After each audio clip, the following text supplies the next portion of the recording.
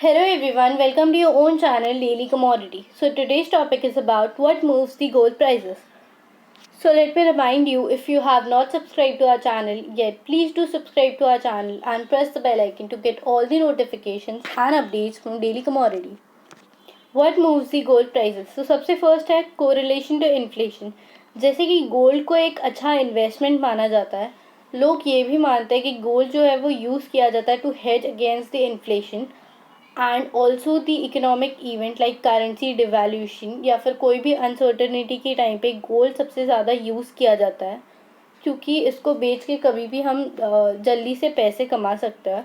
So gold इसीलिए लोग ज़्यादा गोल्ड में इन्वेस्ट करते हैं, ताकि वो अनसर्टेनिटीज़ या फिर कोई भी सिचुएशन ऐसी जो वो प्रिडिक्ट ना कर पाए, उसके अंदर उनको काम आ सके. तो इसी के ऊपर एक स्टडी बेस थी जिसके अंदर बहुत सारे स्टडी की गई थी related to the price of the gold in relation to several factors, जिसके अंदर ये टर्न आउट हुआ था कि gold doesn't correlate well to the inflation. That is, when the inflation rises, it doesn't mean that the gold is necessarily a good bet. Certainly, during the time of economic crisis, investor flocks to gold. When the Great Depression hits, for example, gold prices rose, but gold का जो price था वो already rise हो ही रहा था in the beginning of the 2008. इसका ही एक research paper था जिसका टाइटल था द गोल्डन डिलेमा, जिसके अंदर ये बताया गया था gold has positive price elasticity.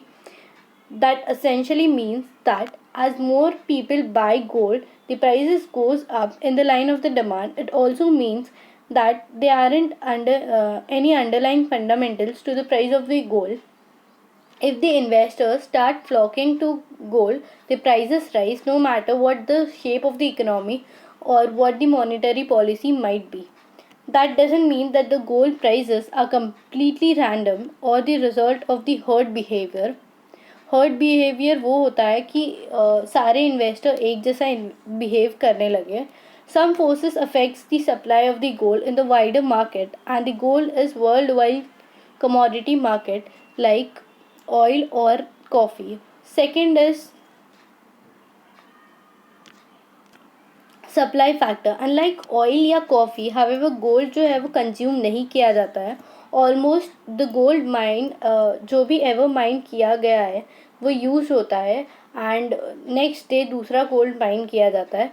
If so, one would expect the price of the gold to plummet over the time since there is more and more around. So why doesn't it? Aside from the fact that number of people who might want to buy it constantly on the rise, jewelry and investing demand offers some clue. Even though countries है जैसे कि China और India जो gold को treat करता है as a store of value, people जो है वो बाय करता है रेगुलरली, बट वो उनमें ट्रेड नहीं करते. बहुत सारे लोग हैं जो गोल्ड को बेच के अपने सेविंग्स एंड सब बचा के फिर कुछ चीज़ें परचेज करते, तो वैसे ट्रेड करते हैं गोल्ड को, बट एक्चुअल में ट्रेड नहीं करते. Instead jewellery demand tends to rise and fall with the price of the gold.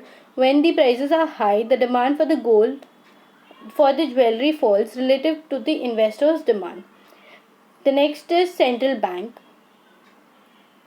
Central bank जो है वो भी एक बिग मार्केट मूवर है in the case of the gold prices. In this times when foreign exchange reserves are large, the economy is humming along. A central bank will want to reduce the amount of gold it holds. That's because the gold is a dead asset, unlike the bond or even the money in a deposit account. It generates no return. Gold जो है central bank के अंदर वो precise होता है, but the investor out they aren't interested in gold.